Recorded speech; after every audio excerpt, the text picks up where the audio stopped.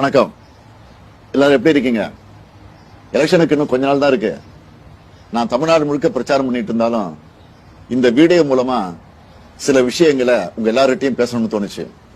என் மனசுல படுறத ஓப்பனா நான் இப்ப பேச போறேன். இந்த எலெக்ஷன் திமுகவுக்கும் ஆளுங்கட்சிக்கும் இடையில நடக்கிற போட்டி இல்லைங்க.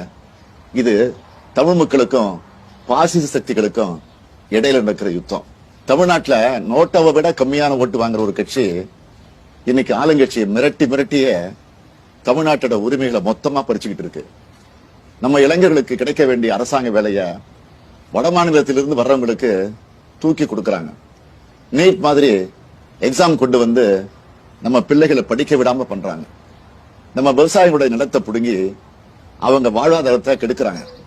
எதிர்த்து போராடுற மக்களை அடிச்சு விரட்டுறாங்க. நாம என்ன சாப்பிடணும், நாம என்ன மொழி பேசணும், நம்ம யாரை கல்யாணம் பண்ணணும், நம்ம குழந்தை என்ன படிக்கணுங்கிற வரைக்கும் அவங்க முடிவு பண்ணணும்னு நினைக்கிறாங்க.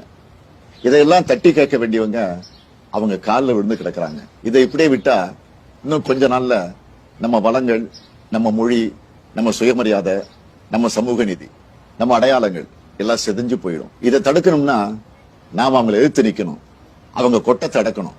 அதுக்கு உங்களோட ஓட்டு தான் உங்க ஆயுதம். திமுக ஆட்சிக்கு வந்தா நம்ம தமிழர்களோட பறிக்கப்பட்ட உரிமைகள் எல்லாமே மீட்கப்படும். மாநில உரிமைகள் முழுமையா பாதுகாக்கப்படும்.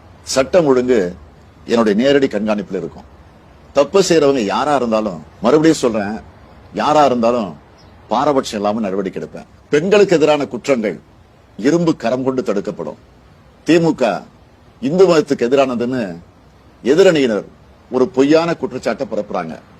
அதனால நான் தெளிவா சொல்லிடுறேன், திமுக ஆட்சியில எல்லா மத மக்களும் பாரபட்சம் இல்லாம சமமா நடத்தப்படுவாங்க. அவங்களோட மத நம்பிக்கைகள் மதிக்கப்படும். சமூக நீதி, சமத்துவம் பாதுகாக்கப்படும். லஞ்சம், ஊழல் இல்லாத நேர்மையான ஆட்சி தான் என்னுடைய முதன்மையான நோக்கம். எல்லா துறையும் என்னுடைய நேரடி கண்காணிப்பில் இருக்கும். தமிழ் மக்களுக்கு எதிரான திட்டங்கள் எதுவா இருந்தாலும் தடை செய்யப்படும். என்னுடைய சுயநலத்துக்காக நான் யார் காலையும் விட மாட்டேன். என்னுடைய சுயநலத்துக்காக நான் எந்த சூழ்நிலையிலும் தமிழ் மக்களுடைய உரிமைகளை விட்டுக் கொடுக்க மாட்டேன். உங்களுக்கு ஒரு பிரச்சனைன்னா உங்கள ஒருத்தனா எப்பவும் களத்துல வந்து நிற்பேன். இதெல்லாம் என்னுடைய மனப்பூர்வமான உறுதிமொழிகள்.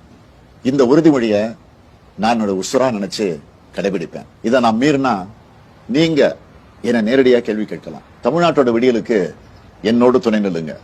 நன்றி. வாக்களிப்பேர் உதயசூரியன்.